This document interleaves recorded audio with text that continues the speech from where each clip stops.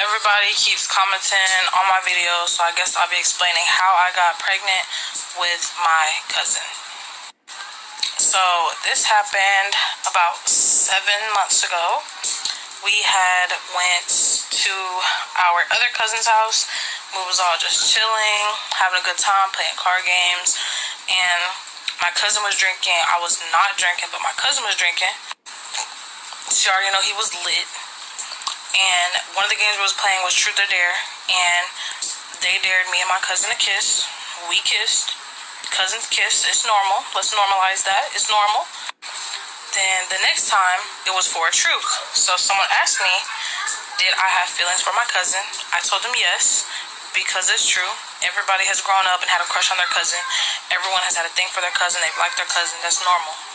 Get over it. One thing led to another, and next thing I know, we were in the room, and we started doing things together, and he asked me to get a plan B because he said that our family would not be supportive of it because we are cousins, but I told him I wasn't going to get a plan B because why would I get a plan B whenever I've secretly wanted to have this baby with my cousin, so... Barakatah Yahweh, Barakatah Yahweh Shah. Call Halayim La Yahweh, Bahashim, Yahweh Shah, Bahashim, Rakah HaKwadash. And double honors to the elders and apostles, the men of great millstone, and to the rest of the brethren on down that's teaching and preaching the true doctrine of Yahweh Bahashim Yahweh Shah, Shalom Bayatah Davadah. And to Zahakim and Akwats that's out there repenting, to you so-called Negroes, Latinos, and Native American, and also to the speckled bird of our people that's among the other nations, looking like the other nations. Shalom to you, Mashpakah. Mr. Hakarab coming at you with another one, and we go dive into these scriptures. And for those of our people that don't understand, hey, you need to follow along. You need to follow along. Write these things down so you'll understand that this was a part of our heritage and our culture. See? Because a lot of our people don't understand. They have this westernized mindset to think that that's something wicked. That's not something wicked. That's what we did as our people. That's what we did.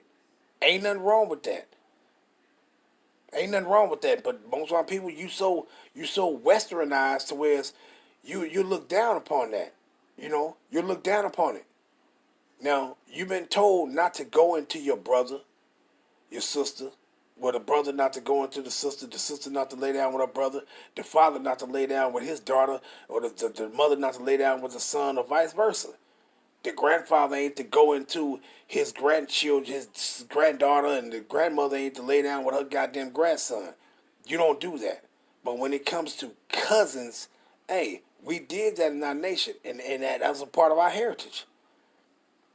See? And I'm about to go into these scriptures, and we're going to prove it. We're going to, hey, what's the scripture say? We're going to matter of fact, let me read that real quick. And I'm going to hold this as a thumbnail, but I'm going to read these scriptures. See? But let's go into. Let me read this first, because what we supposed to be doing, we gonna let Yahweh words be true, and what it says, Romans 3 and verse 3. For what if some did not believe? So do we care if you don't believe that this was a part of our heritage for us to do? Who cares? We gonna believe. We gonna let what it says. Shall their unbelief make the faith of Yahweh without effect? Yea. It says what? Shall effect? Yahweh forbid. Yea, let Yahweh be true, but every man a lie. So we gonna let the words of Yahweh by Shem Yahweh be true, and everybody else, you can fuck off. You can fuck off, cause we ain't with those lies and that fuck. Matter of fact, let me grab this one. We ain't with that. Let me grab this Psalms real quick before I get into it. Psalms 119. And what we do, we hate every false way. Meaning, we hate every lying-ass way. We hate it. Psalms 119 and verse 104. It says what? Through thy precepts I get understanding. So through these scriptures, you're going to get understanding. See? Therefore, I hate every false way. Psalms 119 and 104. See? So if it ain't of the words of Yahweh Ba'Shem Yahweh Shai, hey, we don't want the false ways. You can take that shit and shove it up your ass. We with the truth. See? So let's go into these scriptures and find out what our people do. Now let's get into it real quick, because you heard what this individual said. So just in case they running around and just in case they minds as they conscience is bothering them, well let's clear your conscience for you. Let's clear it up. Right? Let's go ahead and clear your conscience so you can walk around with a free mind. So you won't be walking around thinking that, oh, I'm condemned by my actions. No, those actions is not condemned by Yahweh Hashem Yahushua. It might be condemned for this westernized people, these dumbass motherfuckers following after these Edomites. But no, you're not condemned by Yahweh Hashem Yahushua for those actions. See? Because you did nothing wrong. Now let's get into it first, but let's grab this one. 1 Corinthians chapter 10, right? And let's go down to 23. And it says what? All things are lawful for me. And what is all things that are lawful? These things that Yahweh Hashem Yahushua said is appropriate for us to do.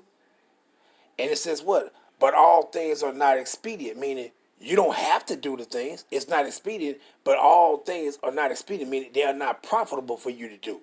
See? You can do it, but hey, it might not be suitable for you to do at this particular time or in this particular place. But hey, it's lawful for you to do that, right? And it says what? All things are lawful for me, but all things edify not. So we finna go into this truth, and we finna get this edification out of this truth. See? And that's what we gonna do. But first, because this is what our forefathers did. Our forefathers did these things, man. And let's go to them. Let's get them. Let's pull them all out. Right? Let's go to Genesis first. Right? Genesis chapter 22.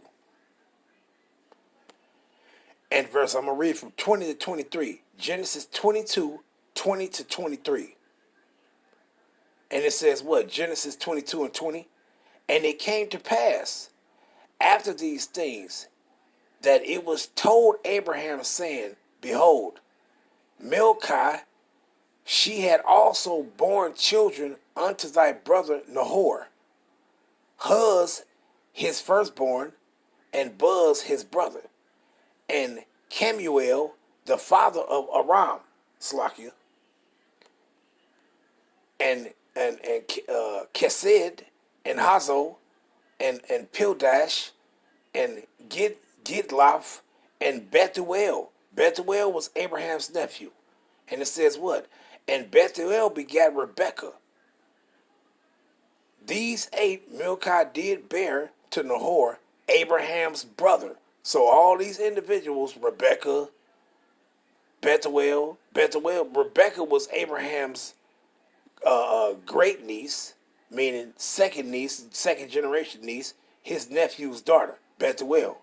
And then it says verse 24, and his concubine, whose name was Rumah, she bore also Tibah and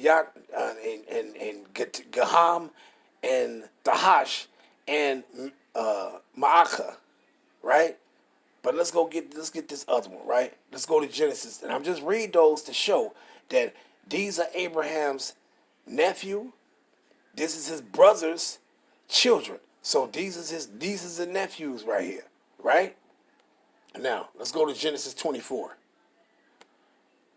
Right? Genesis 24. And let's start at the top, verse 1, and read it to 4. And Abraham was old and well stricken in age, and the Lord Yahweh had blessed Abraham in all things. And Abraham said unto his eldest servant of his house, that ruled over all that he had, put, I pray thee, thy hand under my thigh. Meaning what? He gonna make him a vow, make a vow to him, promise him. And I will make thee swear by the Lord Yahweh, the power of heaven and the power of the earth, that thou shalt not take a wife unto my son of the daughters of Canaanites, among whom I dwell. But thou shalt go unto my country and to my kindred, and take a wife unto my son Isaac. Wait a minute. So he said, you gonna go to my kindred, my people, and you gonna go get a wife for my son Isaac. Now let's find out, what wife did Isaac go get, right? What did the servant go get? What woman did the servant go get for Isaac, Abraham's son, right? Let's go down. Verse 10, right? So I'm going to read from verse 10 to 15. Genesis 24 to verse 10. And the servant took 10 camels of the camels of his master and departed, for all the goods of his master were in his hand.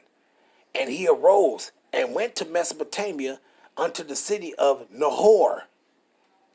And he made his camels to kneel down without the city by the well of the water at the time of the evening, even the time that women go out to draw water. And he said, O Lord, power of my master Abraham, I pray thee, send me good speed this day, and show kindness unto my master Abraham.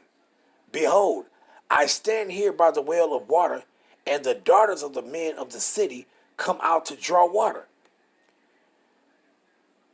And let it come to pass that the damsel to whom I shall say, let down thy pitcher, I pray, that I may drink, and she shall say, drink, and I will give thy camels drink also. Let the same be she that thou hast appointed for thy servant Isaac. And thereby shall I know that thou hast showed kindness unto my master. You see that? Verse 15. And it came to pass, before he had done speaking, that behold, Rebekah, and who is Rebekah? Abraham's nephew. So this would have been Isaac's second cousin, because Bethuel, Abraham's nephew, would have been Isaac's son's first cousin. So Bethuel, Abraham's nephew, was Isaac's first cousin.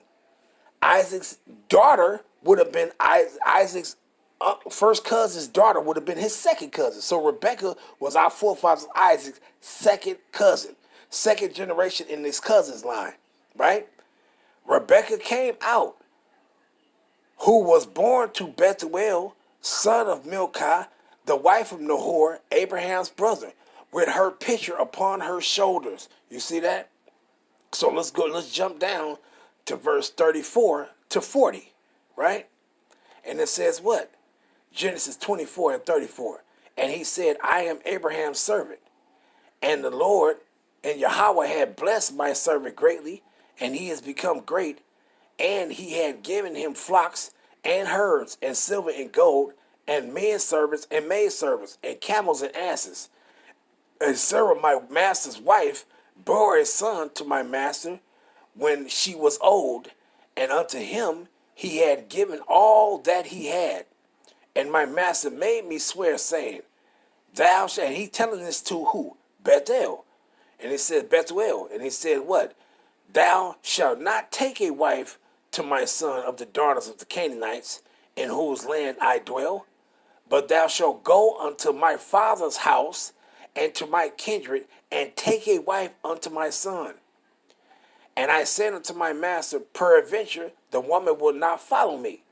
And he said unto me, the Lord before, Yahweh before whom I walk, will send his angel with thee, and prosper thy way. And thou shalt take a wife for my son of my kindred, meaning his own people, family members, and of my father's house. Wait. What did Abraham say? Abraham told him that, look, you're going to go to my father's house, my family members, and you're going to go get a wife for my son from my family, not from some friends and all that. Said, no, you're going to go to my father's house, my family members, which was who? His nephew, Bethuel, his brother's son, and his brother's son had a daughter, which was his Abraham's son's second cousin. And he said, look, you're going to go to my family, and you're going to get a wife for my son from my family, from his family. See? You see? So let's continue, though. Let's continue, because we got a few more to go, and I just want to scratch it all, right? So let's get this one. Let's go down to verse 48. Genesis 24 and 48, right? And we're going to read it to 51. Genesis 24:48. And I bowed down my head and worshiped the Lord Yahweh, and blessed the Lord God of my master Abraham, which he had led me in the right way to take my master's brother's daughter, what? My master's brother's daughter unto his son. And now, if ye will deal kindly and truly with my master, tell me, and if not, tell me, that I may turn to the right hand or to the left. Slakia. Verse 50, Genesis 24:50. Then Laban and Bethuel, and who was Laban? Who was Laban? We know that this is who? The brother. This is Bethuel's, this is Rebecca's brother, right? Laban. And it says what? And then Laban and Bethuel answered and said, the thing proceeded from Yahweh. We cannot speak unto thee bad or good. You see that? And it says what? Behold, right? Behold, verse 51. Behold, Rebekah is before thee. Take her and go and let her be thy master's son's wife, as the Lord has spoken. You see that? So Yahweh said, ain't nothing wrong with that, man.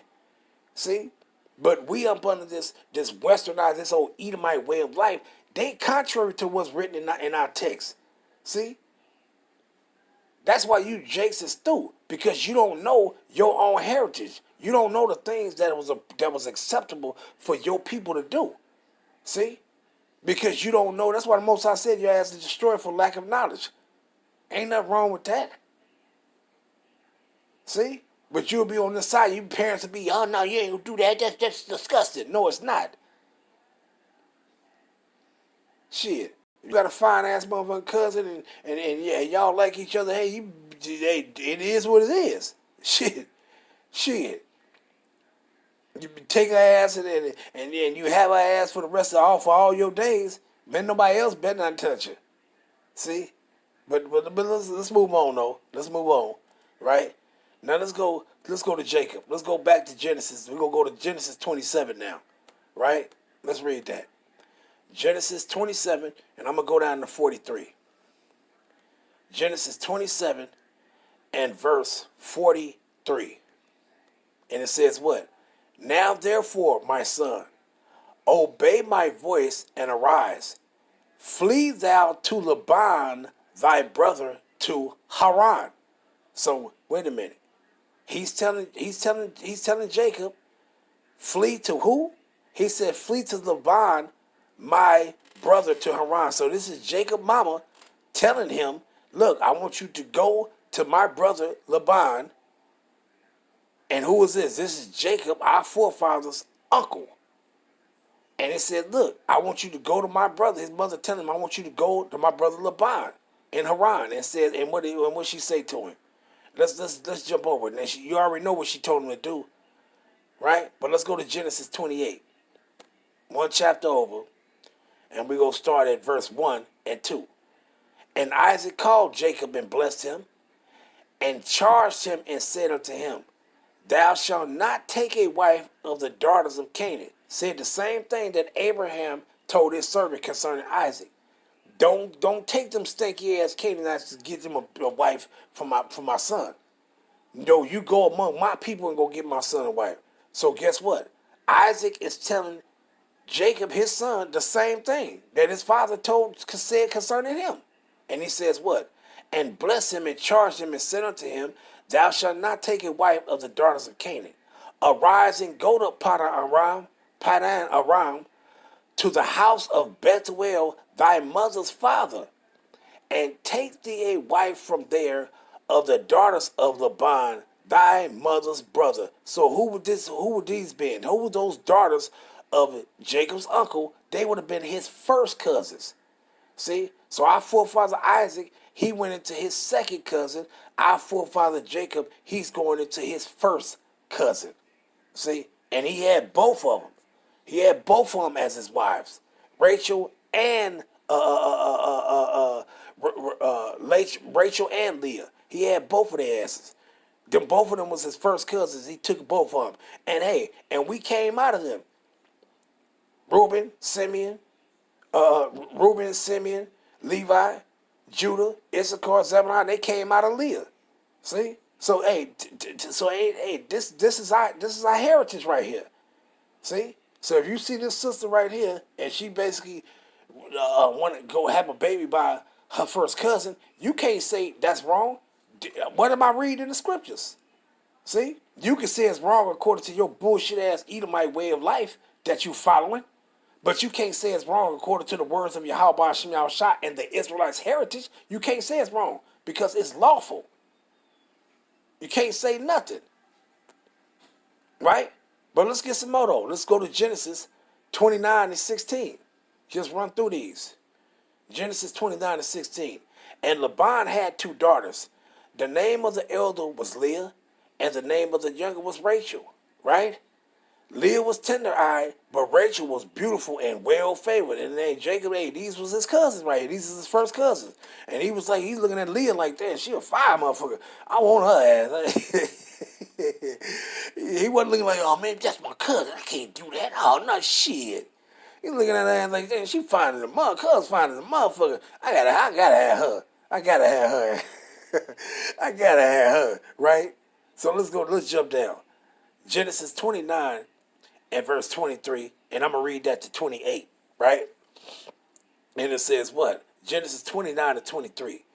And it came to pass in the evening that he took Leah his daughter and brought her to him, and he went in unto her. So Jacob went into Leah, and Laban gave unto his daughter Leah Zilpah, his maid, for a handmaid.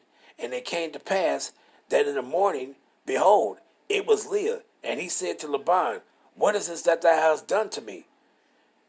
Did not I serve thee for Rachel? Wherefore then hast thou beguiled me? And Laban said, it must not be so done in our country to give the younger before the firstborn. Now, this is their father. Their father didn't see nothing that was wrong with that.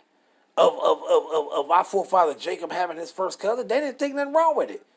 But you go ask one of these jakes right now that you got a fine cousin and can you have a father. That nigga probably try to kill you. How dare you didn't tell me you want to do with your cousin. Motherfucker, I kill you. That nigga try to kill you. Too westernized. You're destroyed. You don't even know your own heritage. But I'm reading your own heritage right motherfucking now. And ain't about people that come across it. If you don't like it, you can fuck off. Because it's about the words of Yahweh Hashem Yahushua that was acceptable to us pertaining to our heritage and our culture. And I'm reading our heritage and our culture. Right? Verse 27. Fulfill her week. What he said, Laban said, it must not be so done in our country to give the younger before the firstborn. Fulfill her week, meaning, hey, work for me another 7 years, and I'm going to give you to define when you want. And we will give thee this also for the service which thou shalt serve with me yet 7 other years. Verse 28. And Jacob did so and fulfilled her week, meaning what? That week, those 7 years. And he gave him Rachel his daughter to wife also. So here it is, our forefather Jacob. He had his first cousins. Both of them became his wives. How the fuck you think we came here? How you think we came about? Because our forefather put his seed in his first cousin, and here we are. Here we are. See? So this is our heritage and our culture, man. You jakes over here is through. You jakes over here is through and through. See? So you see that. So you see Abraham sent his servant to go get a wife for his son Isaac, our forefather. And our forefather Isaac married and went into his second cousin. Then you see Isaac's son, our forefather Yasha'Allah, our fucking progenitor. He went into who? His first cousins as his wives, and we was born of them. Right? Now let's go get another one. Let's go to the book of Tobit, right? And the Apocrypha. Going to the book of Tobit, right? And let's see what Tobit, who he went in. Let's see who Tobias and Tobit, and when they went in, it was of the same people, man. Of the same people. See, our people is through, man. Babylon, we got to get the hell out of here, man. We got to get the hell out of here. Because we have been utterly destroyed from knowing our own heritage and our culture and the things that we was to do in life. Hey, we got to get the fuck out of here, man. Hey, our punishment is almost up. Our punishment is almost up. But let's grab it. The book of Tobit, chapter 6, and let's go down and we're going to read 10 and 15. And it says what? Tobit 6 and verse 10. The angel said to the young man, brother, today we shall lodge with Raguel, who is thy cousin. Wait a minute. So he says what? He's telling Tobias, today you're going to lodge with Raguel, who is thy cousin. Meaning it was his first cousin, right? He also had one only daughter, which would have been Tobias' second cousin. Because who? Raguel was his first cousin, and his first cousin had a daughter just like Bethuel had Rebecca. And this daughter of Raguel was who? Tobias' second cousin. And he also had one only daughter named Sarah. I will speak for her, that she may be given thee for a wife. You see that? Let's jump down to 15. Then the angel said unto him, do thou not remember the precept which thy father gave thee, that thou shouldest marry a wife of thy own kindred? Wherefore hear me, O my brother, for she shall be given thee to wife, and make thou no reckoning of the evil spirit, for this same night shall she be given thee in marriage. And what you think he was going to do? He was going into her. He was going into her. Right? Because that's how she become your wife, by you going into her. She ain't your wife if you don't go into her.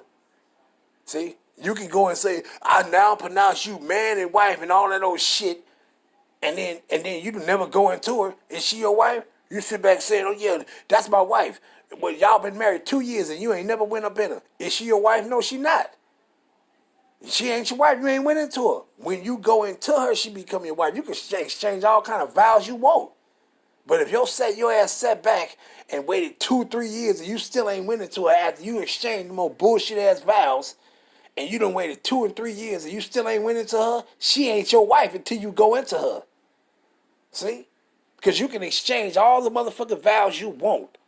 And then if she leave from your ass because after 3 years you ain't went into her, and then she go into you, go get another one, like, I'm tired of this motherfucker. He ain't did nothing to me or nothing. He just exchanged some vows and he just sitting around, ain't even touch me. And then she leave you and go lay down with the other man. Guess what? Now that's his wife. She ain't yours no more. Now that's his wife. Because you didn't touch her. You never went into her. See? But let's continue though. Tobit 7. And let's jump down to verse 12 and read 13. Raguel said, matter of fact, I'm going to start at 11. I have given my daughter in marriage, Tobit 7 and 11. I have given my daughter in marriage to 7 men who died that night they came in unto her. Meaning they didn't get to go into her, like penetrate her. They came into the bed chamber, and they was killed. Because why? She was already promised she was already promised to Tobias. She was already promised to him. So they was being killed. Everybody that tried to go in to take as a woman, as a wife, and they went into the bed chamber to consummate that union, hey, they was killed before they even got into her. But let's continue. I have given my daughter in marriage to 7 men who died that night they came in unto her. Nevertheless, for the present be married. But Tobias said, I will eat nothing here till we agree and swear one to another. Raguel said, then take her from henceforth according to the manner, for thou art her cousin. What did the father say to him? He says, what? For thou art to his nephew. What did he say? Well, actually to his first cousin. He said, for what? For thou art her cousin. And this was his second cousin. He said, for what? For thou art her cousin, and she is thine. And the merciful power will give good success in all things. Verse 13. Then he called his daughter Sarah, and she came to her father, and he took her by the hand and gave her to be the wife of Tobias, saying, behold, take her after the law of Moses, and lead her away to thy father, and he blessed him. You see that? So here it is. Tobias, Israelite of the tribe of who? Naphtali. What did he do? He took his second cousin to wife. See? Because this was a custom of us Israelites, man. This was our custom. And wasn't nothing wrong with it. See? See, so I would sure hate that you fucking go into your cousin and then she fucking be a slut and then start doing all this old slutty ass shit and letting other motherfuckers go into her and all of those shit after you done went into your cousin and hell no. You got to turn back to the ways of the Most High, and if you take her, she got to be yours forever, and then don't let nobody touch you. Only him. See?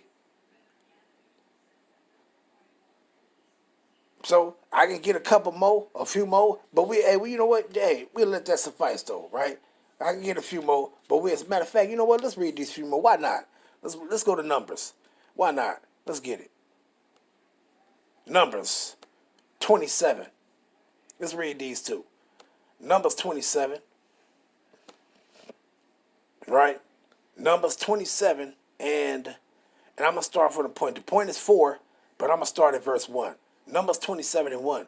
Then came the daughters of Zelophehad, the son of Hefer, the son of Galid, the son of Machir, whatever, the son of Manasseh, of the families of Manasseh, the son of Joseph, and these are the names. So you see who it is. This is of the tribe of Manasseh, right? And these are the names of his daughters: Mahlah, Noah, Haglah, Milcah, and Tirzah.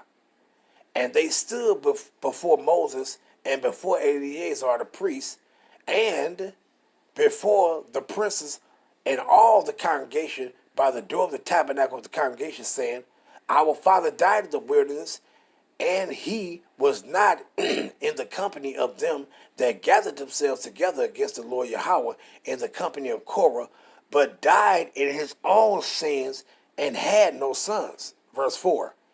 Why should the name of our father, these are the daughters saying that, of the tribe of Manasseh, why should the name of our father be done away from among his family, because he had no son? Give unto us, therefore, a possession among the brethren of our father within the tribe of Manasseh, right? So let's go down. Let's go back over. Let's go to Numbers 36. Numbers 36, the last chapter. And let's go down to verse 11. And it says what? For Mahlah, Tirzah, Haglah, Milcah, and Noah, the daughters of Zelophehad, were married unto their father's brothers' sons. Wait a minute. What it says? They were married unto their father's brothers' sons. You see that? See? They was married to their father's brother sons. Who was that? They was married to their uncle's sons, which was who? Their first cousins. You see that? Of the tribe of Manasseh. See? Say, hey, man, so our people, hey, man, you better get up on the up and up, man, because these things going to be taking place again. When Yahweh shall return and we be saved out of this place, hey, these things going to be taking place in the kingdom. In the kingdom of Yahweh Hashem Yahushua, this is going to be taking place again, man. See? And this is going to be the thing you Jake's going to be doing in the kingdom, man. So face it. It's about the truth of Yahweh Hashem Yahushua and not no bullshit. But let's read one more, though, right? Let's read one more. Let's get another cousin and cousin, right? Judges 1 and verse 12. Matter of fact, I started 11. But the point is Judges 12, 1, chapter 1 and verse 12 and 13. And we'll end it off.